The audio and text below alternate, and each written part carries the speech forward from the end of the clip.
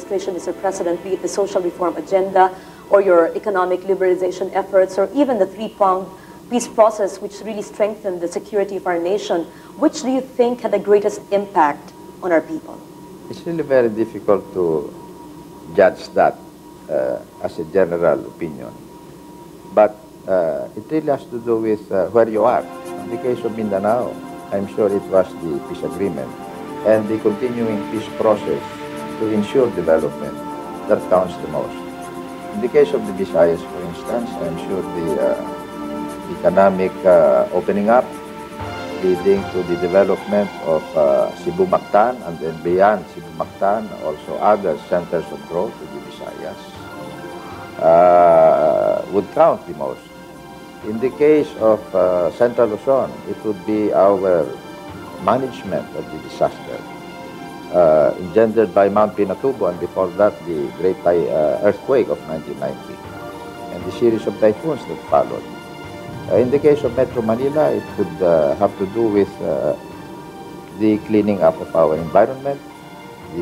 Like the Pasig River, it's not yet fully finished, but we're doing it. And then the resettlement of hundreds of thousands of urban poor families. And the management of the traffic problem. Traffic problem is still there, but I think it's being shown that we are trying to improve the mobility of people, goods, and services through new skyways, light rail transit systems, and expanded highways. Now, in the north, northern Luzon, maybe our focus on the rights of the indigenous peoples will count for very much.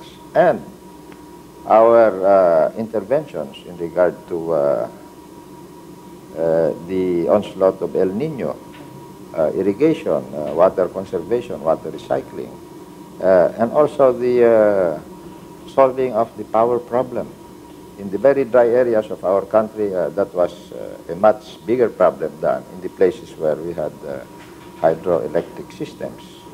But anyway, let me just say that I would like to be known later on as having been a reformer, a builder, a peacemaker, and a problem solver.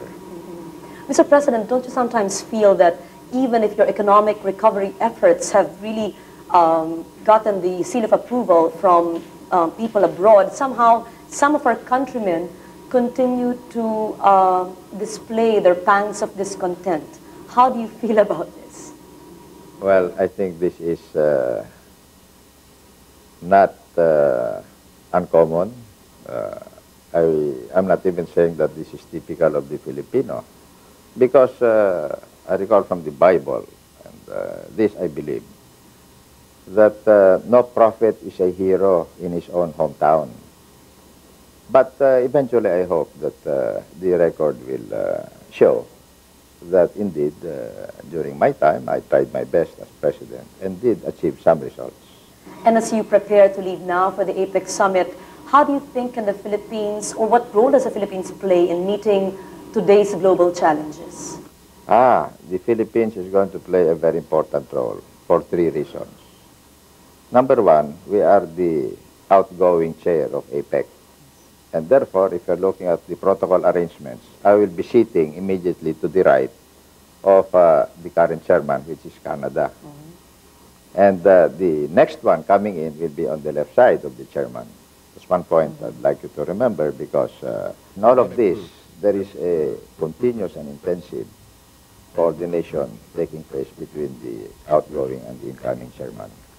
At the ministerial level, at the level of the NGOs, the youth, the women, the business sectors, etc. So for one whole year, we've been doing an intense round of coordination with Canada. Now, the second aspect is that this year, the Philippines is the chair of ASEAN. And as you may recall, ASEAN was the core of what later became APEC in 1989. And so there is quite a bit of clout in the hands of ASEAN, in the circles of APEC. Now, lastly, the Philippines is being seen as the tiger that will first come out of the woods, you know. And that is because of our condition, our situation during this Southeast Asian firestorm or flood that's taking place. We're affected by the contagion.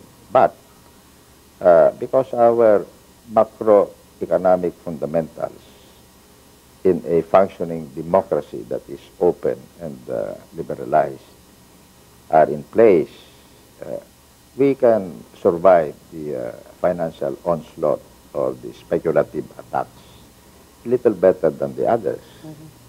Do you still feel alarmed, Mr. President, when the Philippines has fluctuating performances in the global economy because of this Asian currency crisis?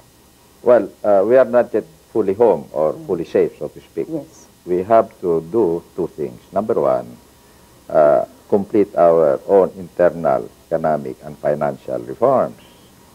And principally, this has to do with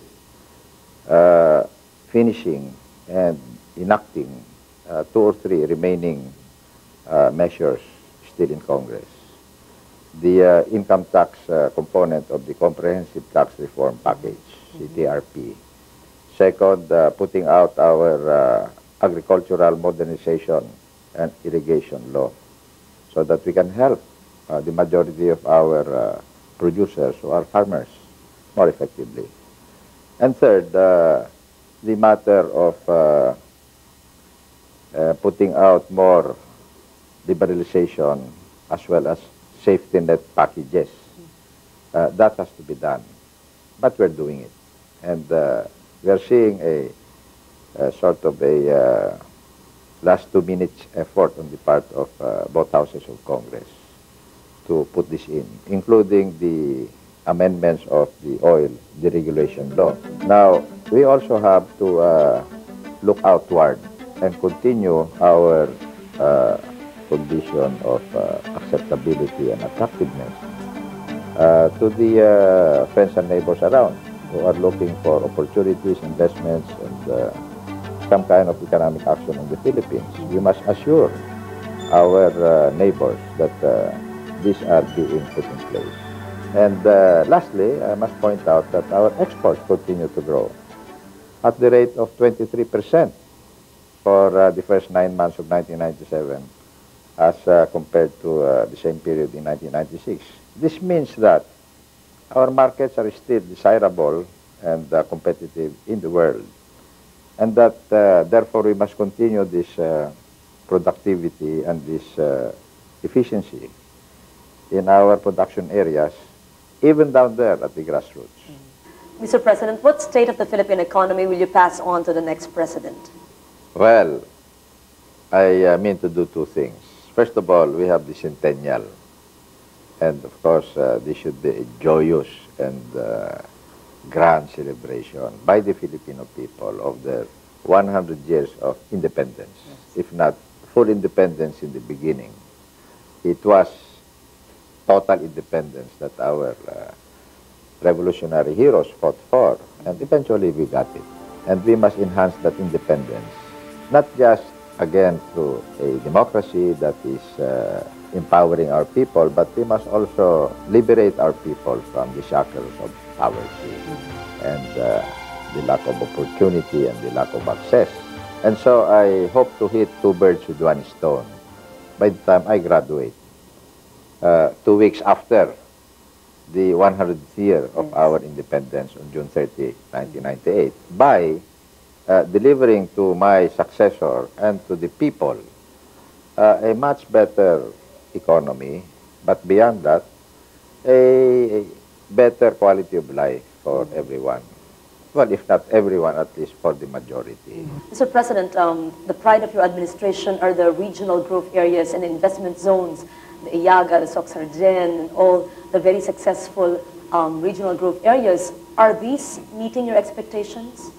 Well, some are going well beyond my expectations, but of course there are some newer and younger ones that we must shepherd properly. And as they grow, make sure that they are strong enough eventually to sustain themselves. We have already identified and are developing a total of 65 growth areas, corridors, centers, polygons, triangles, etc. throughout the whole country. And we did this by first starting with 16 regional growth centers, one per region. We have 16 regions, including the Caraga, which is the newest region, in the two Agusans and the two Surigao. Each, of course, has a different kind of action because of their natural resources, their people, and their political and geographical situation. Anyway, we are seeing all kinds of action taking place. For instance, Caraga. Well, that's a center, as I see it, for agribusiness and forestry and services. That's also a deep water port, opening up the Philippines and Mindanao to the great markets of Asia. This type of thing is happening in many previously unknown places, but they're happening. Are we ready to celebrate 100 years of independence? When we return, the President's candid views on the peace process, democracy, and the centennial.